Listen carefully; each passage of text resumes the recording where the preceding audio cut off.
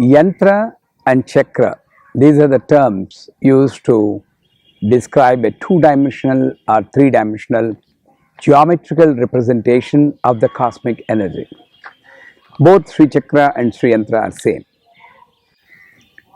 And it has triangles, circles, square, petals, all different geometrical structures.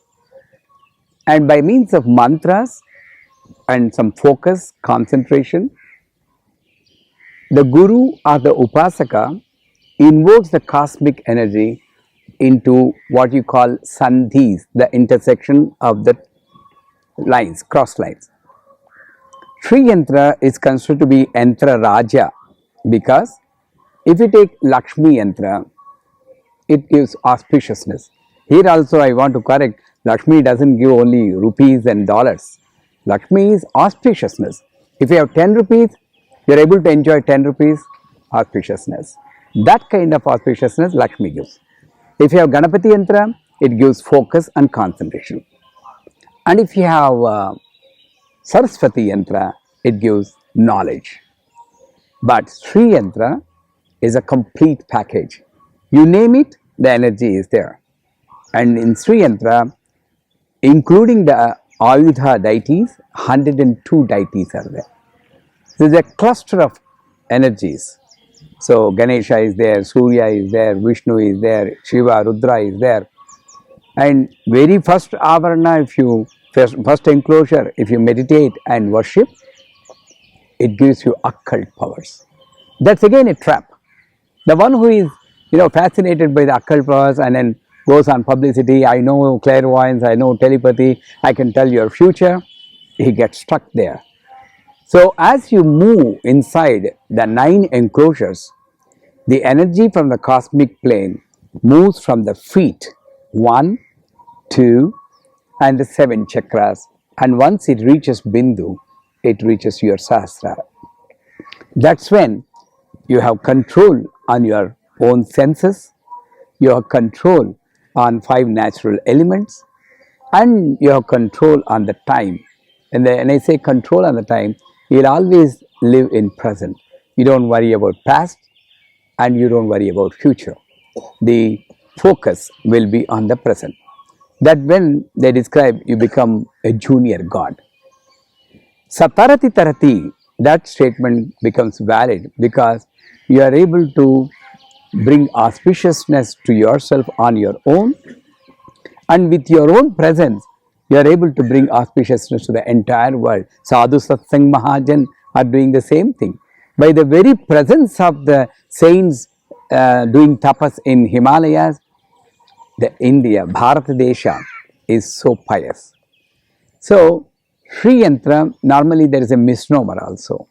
If you have Sri Yantra, you need to have lots of conditions, achara, madi, and you need to do definitely puja on a daily basis. My Guru wanted to remove the misnomer. In fact, you won't bring the Sri Yantra. Sri Yantra comes to you if you are leading a dharmic life. Otherwise, even if you purchase, something will happen, you get a headache or a fever, or you lose a job, and the neighbor will say, oh my God, there is a Sri Yantra, you should not worship, and then you will leave it in a temple or you will just put it in a sea. But in fact, the reason is we are not destined to get the Sri Yantra. And Sri Yantra, when it comes to your house, depending on the material with which it is prepared, and depending on the power of the person who is consecrating the Sri Yantra, it has life anywhere between 50 to 500 years. That means whether you worship or not, is still the radiance coming from the Sri Yantra will protect your family and your business.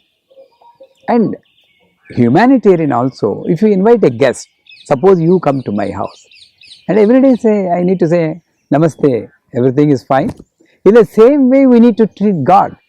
You brought him into the puja room. What is that stopping you from saying hello to God on a daily basis and to say everything fine, and whatever you eat, you just offer? Simple way of doing the puja. The concern, the love, the adoration, the connectivity makes you spiritual and religious, both ways. So, simple, 15 minutes you can do a Sri Yantra Puja.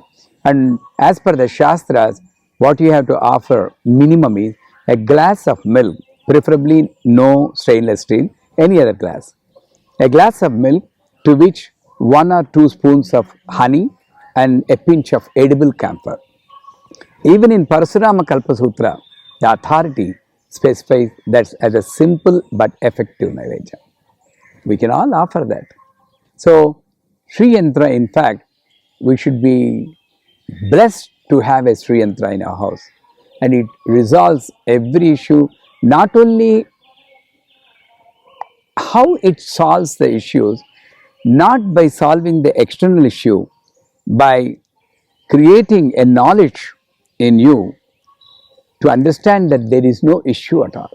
Most of the problems are solved by not focusing on the problem.